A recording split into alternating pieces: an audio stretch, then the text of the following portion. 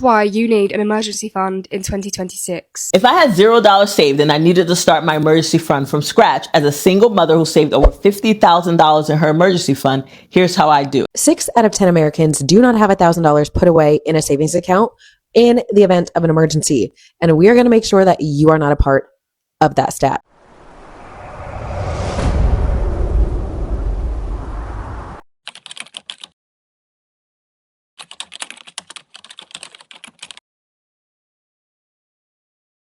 This is how to build a solid emergency fund in 4 steps. Step number 1, save enough to cover your highest deductible. For a lot of us, this tends to be our health and auto deductibles. This could vary from $500 to $2,000, but use that as a target and go for it. Depending on what you can afford, this can take 2 to 12 months. Either is fine. It should go without saying, but automate your savings or so help me God. Step number 2, save enough to cover 1 month of your core expenses. Think housing, be it your rent or a mortgage payment. Think utilities, think groceries, transportation, etc. The things that keep you alive and housed. Knowing you can cover 1 full month without income gives you breathing room and keeps you from reaching for that credit card. Put it down. Step number 3, expand to 3 months of expenses. This is where your emergency fund actually starts to feel like a cushion.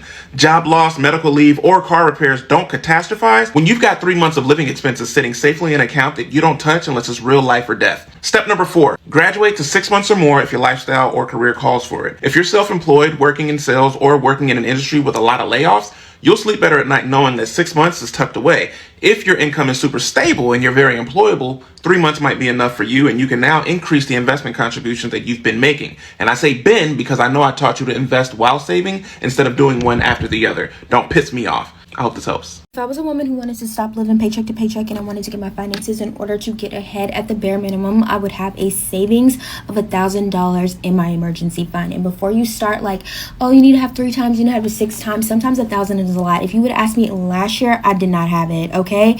Take it from me. And this is how we're going to do it. We are going to, 1, make some sacrifices. I don't want to hear it. And 2, we are going to diversify our income. 1, we are going to make some sacrifices. I know you're probably going to get your hair, your nails, your pedicures, your coffees, and that's all important.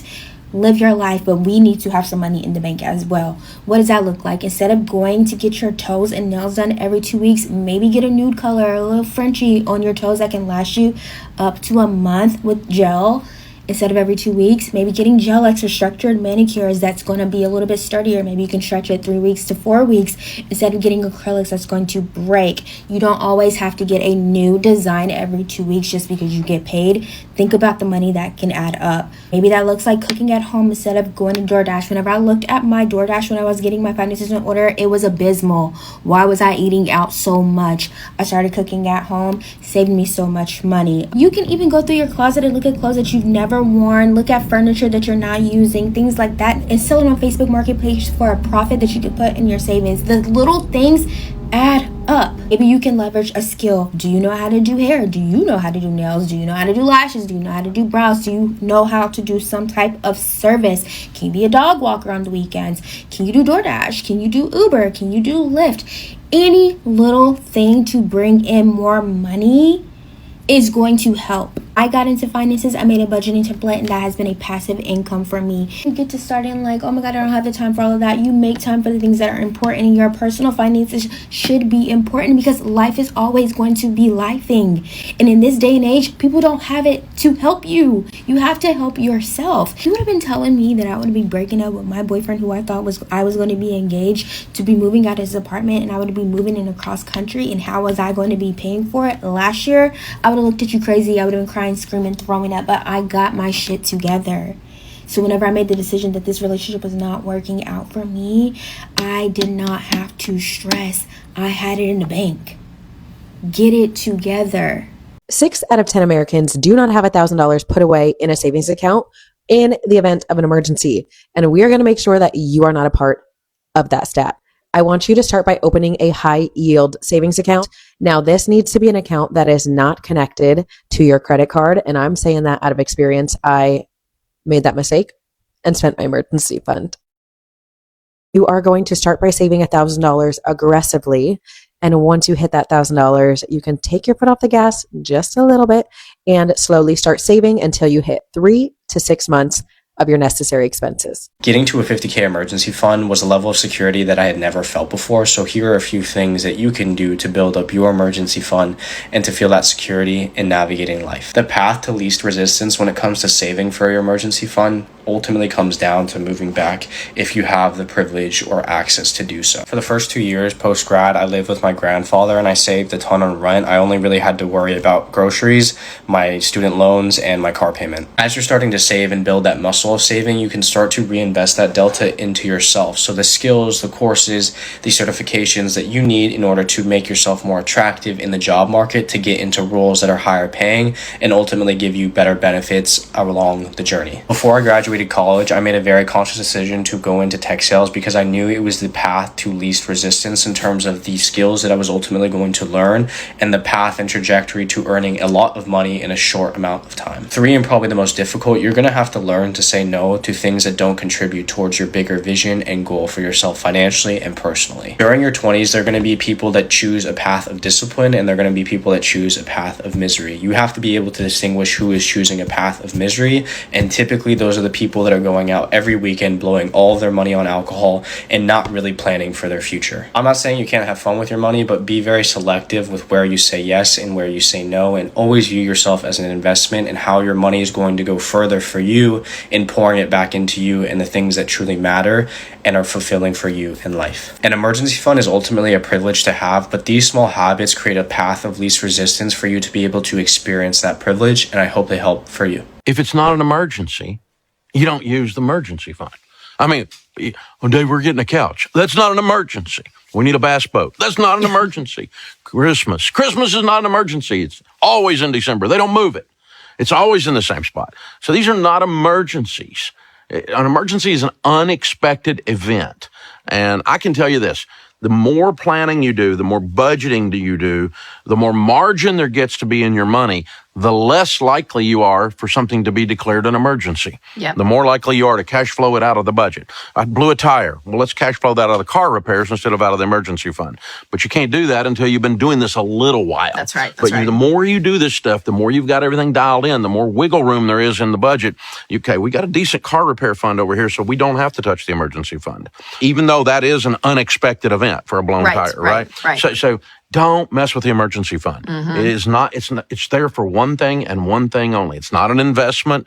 It's insurance to give your life. Today, I'm going to show you step by step how to set up an emergency fund. And it might not look at all like what you've been taught about emergency funds before, but that's why it works. Instead of having a general savings account for an emergency fund, you're going to create a section in your spending plan for specific emergencies that could come up in your life. Take a minute to think about what you would consider to be an emergency in your life and create a category for each one. Typically, an emergency is something that's unplanned, unexpected. It doesn't fit in with your normal monthly spending. What you're doing with this is you're turning the unexpected into just another expected expense. For every category in your emergency fund, you're going to create a target which tells your spending plan how much you want to set aside every month for it. Now, every month you're going to be reminded to set that amount aside, and it's going to build up over time until you need it. And be sure to follow for the rest of the series. One of my main finance goals for 2026 is to build a 5-figure emergency fund. There's 2 ways that I'm going to fast track this. 1, decreasing my expenses, and 2, increasing my income. So let's break down the numbers. My monthly essentials for rent, car insurance, phone and Wi-Fi, groceries, gas, household supplies, therapy, and monthly subscriptions puts my monthly essentials total to about $2,400. Just gonna go ahead and round to $2,500 to be safe. So here's the math. If I'm saving a 6-month emergency fund, I'll need $15,000. If I'm saving a 1-year emergency fund, I'll need $30,000. And if I'm saving a 2-year emergency fund, I'll need $60,000. I'm gonna start with 6 months and then eventually work my way up to 1 year. A lot of this journey to building my emergency fund is gonna be about increasing my income and being disciplined. I've been tracking all of my finances using my finance tracker. If you want to stay on top of your money in 2026, download link is in my bio. Having this goal doesn't mean I'm going to stop enjoying life. I'm still going to have hobbies and have fun while also being intentional. For a lot of people like myself, feeling financially secure and having an emergency fund directly reduces stress and anxiety. So a 5-figure emergency fund will literally do wonders for my nervous system. And build from there. We have a 1-year emergency fund because I have an irrational fear of losing everything. I wish I was kidding, but I am not. Now, how did I come up with this random number? Well, let's add up how much my husband and I need to make every single month just to pay our bills in the city. Rent, $1,990. Parking, $290. Car insurance, $168. Car payment, $740. Health insurance, $210. Electricity, $40. Internet, $53. Phone, $60. Food and essentials, about $1,000. In total, that's $4,551.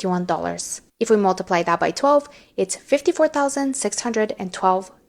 Now this money sits in a high yield savings account and makes us about $200 a month. Is this a lot? Yeah. Is it excessive? Probably. But knowing that I have access to this money makes me feel a lot better. We're also a young couple and we do plan on buying property in the next couple of years, so this money will come in handy either way. And please remember that this is for 2 people and one of them has a lot of money anxiety. So your emergency fund probably doesn't need to be this much, but please don't kid yourself thinking that you don't need one. Start with 1 month. This is why you need an emergency fund in 2026. Otherwise known as a rainy day fund or an FU fund, they all mean the same thing. It is a pot of money that you set aside and use purely for emergencies. Most finance books will tell you that this needs to be 3 to 6 months of your essential monthly expenses. So if you spend £1,000 a month on all of your essential spending, then this would be £3,000 to £6,000 saved for your emergency fund. However, this can be adapted for your lifestyle. For example, if you're in an unstable job and you're likely to lose it, then you can save more than this. Or if you're in a stable job and you're not really likely to be out of a job anytime soon, then you can save less. I only saved £1,000 because it's not in my personality to leave a job without another one lined up. And I also have another qualification that I can work with if I lost my job that I'm in now. An emergency fund will provide you with a nice cushion to fall back on should you find yourself out of a job or having to leave a situation you're not happy in, for example, a relationship or a living situation. Having this cushion there will provide you with so much peace of mind and comfort, knowing that if anything was to happen, you can pay for it. Another reason that it is so important to have an emergency fund is that it will allow you to start investing your money. The first rule to investing is to not use money that you will need for at least 5 to 10 years, because the last thing that you want is to sell your investments at a bad time because you need money in an emergency situation. For example, if an emergency comes up, like your car breaks down or your job changes, and suddenly you're pulling money out of the stock market when the market is down, that is where people lose money. An emergency fund protects your future self. It means that your investments can just do their job and sit there and grow over time without you panicking every time something unexpected pops up. So before you even begin to think about investing, you need to build an emergency fund. It's not boring, it's powerful, and there's no feeling like having that cushion of money there for if something was to happen. Let me know how much you saved in your emergency fund in the comments, and if you enjoyed this video, give it a like and follow me for more. One of the worst financial decisions you can make is not having an emergency fund for all pockets of your life. It only takes one bill to throw your finances off, so here are a few accounts I have to prevent that. A health savings account. A HSA is a pre-tax savings account for medical expenses. The account can pay for things like your doctor's visit or buying prescribed medication. Any money you put into your HSA is tax-free and grows tax-free. The contribution limit is $4,300 for individuals and $8,550 for families. To open a HSA, you have to be enrolled in a high deductible health plan. If you are not eligible, I recommend you create your own health savings account. I cannot stress how important it is to save for healthcare. It is really expensive. Create an emergency fund with at least 3 to 6 months of living expenses. This serves as a safety net to protect you from any unexpected situations that could happen in your life. I keep mine in a high yield savings account compared to the traditional because it grows faster over time. Additionally, I have a once emergency fund, so that funds any unexpected living expenses that may come up. You want to create that account for the things that are important to you in terms of how you like to treat yourself. If you're someone who likes to travel, start putting money into a travel emergency fund. This allows you to pay using that account for planned or unplanned trips rather than paying through your checkings or savings account. A retirement account, so that could be a 401k or Roth IRA. A 401k is the retirement account offered by your employer. One of the biggest benefits of this account is the 401k match. When you put money from your paycheck into your 401k, your employer adds an extra amount of money on top of that depending on their contribution policy. It's basically free money to increase your investments. The downside of this is you can't take out any money until you're 50 59.5. However, there are some exceptions that allow early withdrawal, but for the most part, if you take out money from that account, you would pay a tax penalty. The Roth IRA is your personal retirement account that you open with a brokerage platform. You contribute money that you've already paid taxes on, but it grows tax-free in the account. Same story as the 401k. You cannot withdraw any money until you are 59.5 if you don't want to pay a tax penalty. But again, there are exceptions to that situation. Those are the accounts I have to protect me from unexpected situations. I'm not a financial consultant. These are accounts that have just helped me. I suggest speaking to a financial advisor to see what works best for you. If I had $0 saved and I needed to start my emergency fund from scratch as a single mother who saved over $50,000 in her emergency fund, here's how I do it. An emergency fund is a safety net that keeps you from going into debt when an emergency happens. If any two things are certain, it is that life is unpredictable and life is expensive. So here's what I do. First, I figure out exactly how much I need to save. I will calculate my take-home income, multiply that by 6 to get the full emergency fund amount. Once I have that amount, I need to figure out where to put the money. The best place to put your emergency fund is in a high-yield savings account. They are the exact same as a traditional savings account, but you earn as much as 7 times more interest. Comment HYSA and I'll send you a list of the ones I like. Next, I would set up some realistic goals. Even though I have the overall amount that I need to save, I don't really focus on that because it can be super overwhelming. So I start by focusing on saving my first $500. And if you do that, you'd be better off than 24% of Americans who don't have anything saved at all. I would then find money in my budget to put towards this fund. I look at reducing or eliminating expenses that I don't need or don't even want anymore. For instance, I eat out way too much. And in previous years, I've eaten out as much as $10,000 in a year. That's over $800 a month that I could have saved or invested. So I will reduce my eating out budget to about $200 a month and put the other $600 in my emergency fund. Then I set up automatic payments to go to my high yield savings account, either from my checking account or directly from my paycheck. Because if I have to move it myself, it might not happen because I would either forget or I spend it on something else. And that's exactly how I do it. Good luck. Day 11, let's get into it. Your first $1,000 emergency fund. This is something you gotta have so that once you have an unexpected expense, it will not wreck your financial life.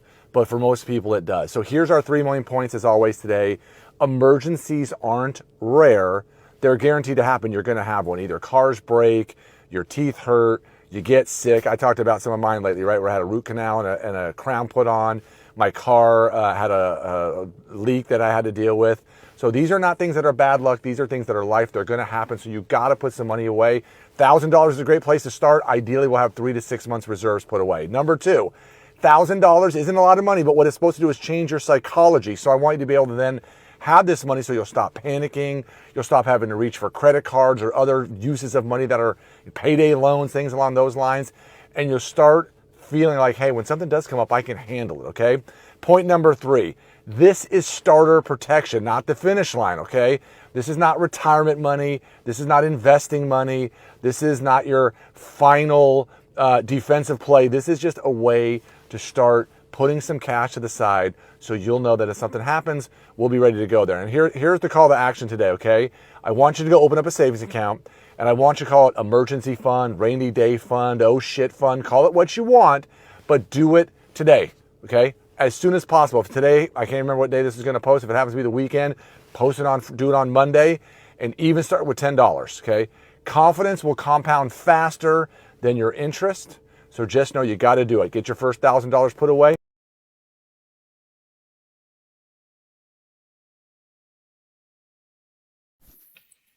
So what did I learn?